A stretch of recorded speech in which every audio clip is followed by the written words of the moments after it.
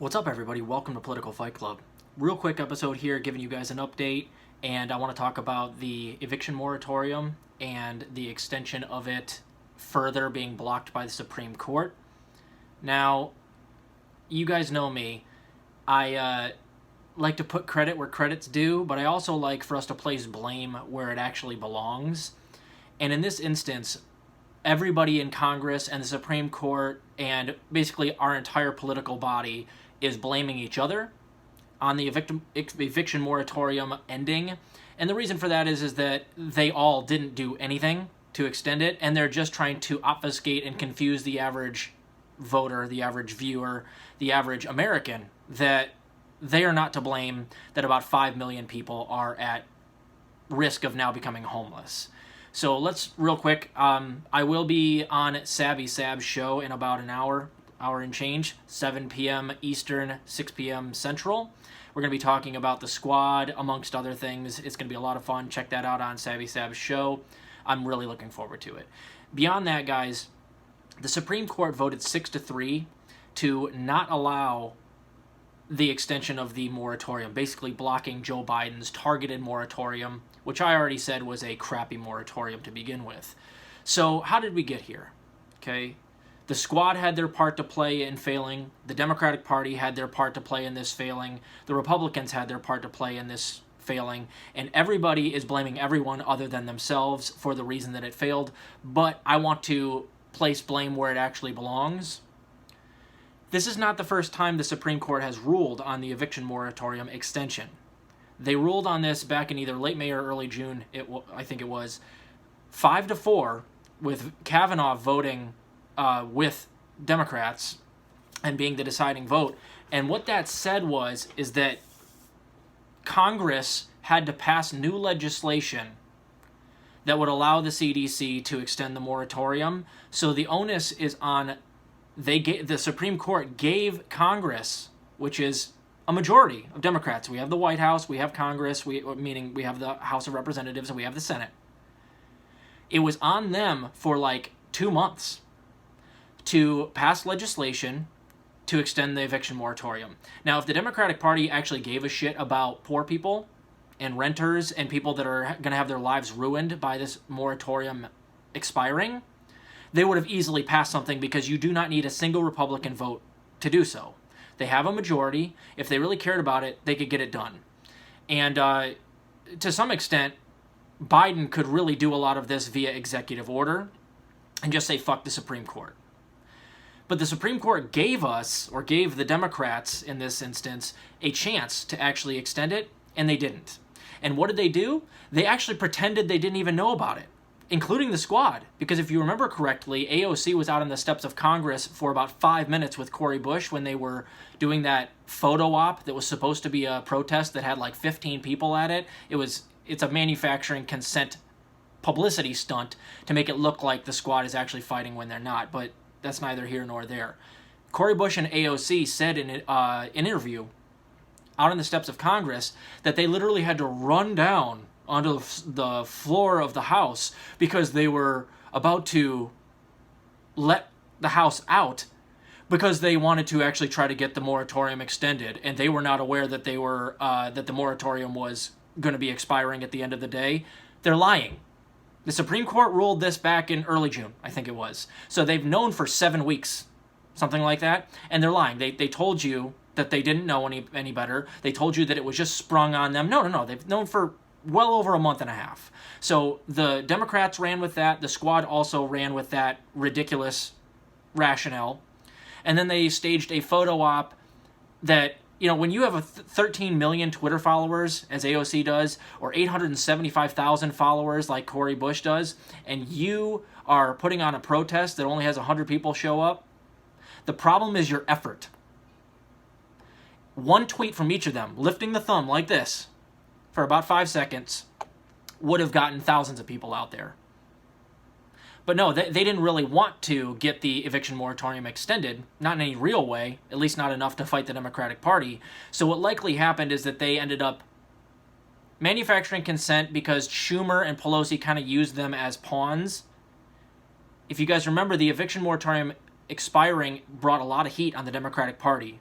So this stunt was designed to neutralize the ire that was righteous ire towards the Democratic Party for allowing this to expire when they had 2 months to do so, while also giving lefties a crumb that they could make a mountain out of, as Cori Bush said. They gave them the smallest victory and said, take it, blow it out of proportion, do a victory lap there, the squad.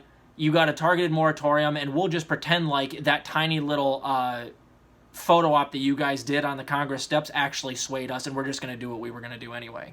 And they also knew, by the way, the Democrats, that this was likely going to get shot down by the Supreme Court. The Supreme Court, which is 6-3 Republican. So it was all kabuki theater, and the Democrats did this on purpose to make it look like the squad is actually fighting for the people when they're not. And they also knew that they'd eventually get the scapegoat of the Supreme Court blocking it, even though they were given the opportunity to actually block this and create new legislation to extend it by the Supreme Court 2 months ago. So the Democratic Party right now is doing their best to not place blame, or to place blame on the Republicans, to take heat off of the squad for not fighting for something like this, and also take the spotlight off of them for neglecting to do this over the 2 months that they had and they were given by the Supreme Court. So it's not the Supreme Court's fault. They gave the Congress a chance to do it. A Congress that is a majority Democrat. So where does the blame fall? On the Democratic Party. Anyone else who's telling you otherwise is either misinformed or they're lying to you. They're gaslighting you. Now, of course, it'd be nice if the Supreme Court would give us another favorable vote. But we knew that wasn't going to happen. So if you're a Democratic Party that knows that this vote would be going to a Republican Supreme Court, it's your responsibility to make sure it doesn't get that far and just pass the legislation that they allowed you to pass with their last ruling. But they didn't do that, did they? They made the squad go out there and do a PR stunt to protect themselves and to protect the Democratic Party and to neutralize the ire that was going against the Democratic Party, rightfully so. And then they just go and let the eviction moratorium die in the Supreme Court, which they knew was going to happen. So that's actually what's going on here, and I'm going to read to you here specifically what the Supreme Court said today after they did the ruling that the eviction moratorium, it's basically the same ruling as before. It's like Congress, they have to create new legislation so that the CDC can extend this, but they didn't do it. So here's what the Supreme Court had to say, and I quote, Congress was on notice that further extension would require new legislation, yet they failed to act in the several weeks leading up to this expiration. End quote. And that is right. I'm not saying what the Supreme Court vote today was morally right. It was absolutely morally wrong. But they're Republican dominant, so you knew that was what was going to happen. So if you're the Democrats, have some foresight. Don't even allow it to go back to the Supreme Court. Just pass the fucking legislation. But they didn't do that because they don't want to. Because really, the Democrats are very much owned by landlords. A lot of them are landlords themselves. And a lot of them also take a tremendous amount of donation money, which we now know, from landlords and large real estate companies. And also large firms that will benefit from buying up all of these properties that people get kicked out of because the eviction moratorium is ending. So like BlackRock. They're buying up all of these properties cheap right now as people get evicted from their homes, and then they're going to turn this nation into a nation of renters and jack the price up on people, and when they want to get back into their homes, suddenly the rent is up 20% or 30% on what it used to be when they got kicked out. So it's all a game, guys. The BlackRocks of the world, they pay the Nancy Pelosi's and the Joe Manchins and the Kirsten Sinemas and the Chuck Schumers of the world to do exactly what they're doing right now, which is kabuki theater, maintain the facade that they're actually fighting for renters and for the average Joe. But if you guys know anything about the process here, the Republicans didn't do this. The Republicans on the Supreme Court even gave the Democrats an extra time when they ruled in June. So this is not on Republicans, and certainly not on the squad. I mean, they didn't fight very hard either. I would put some blame on them in that they could have done much more to fight for extending the moratorium and had an actual protest instead of a faux protest on the steps of Congress, but they didn't do that. So this falls on the Democratic Party, guys. And that's where your anger should be. And my solution is, you guys, if you get evicted from your home, go and protest at your local Democratic congressperson's house.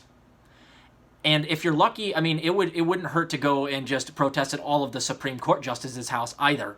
You know, just as an insurance policy so that they can understand that they're in trouble as well.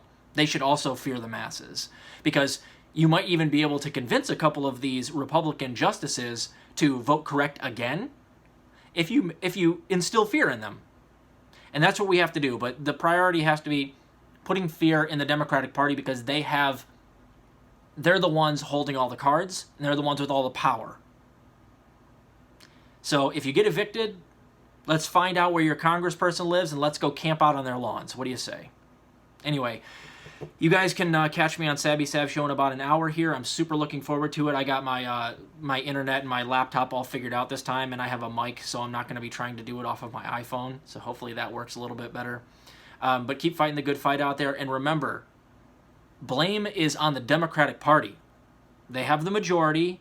The Supreme Court gave them the chance to pass legislation to extend the moratorium, which they could have easily done.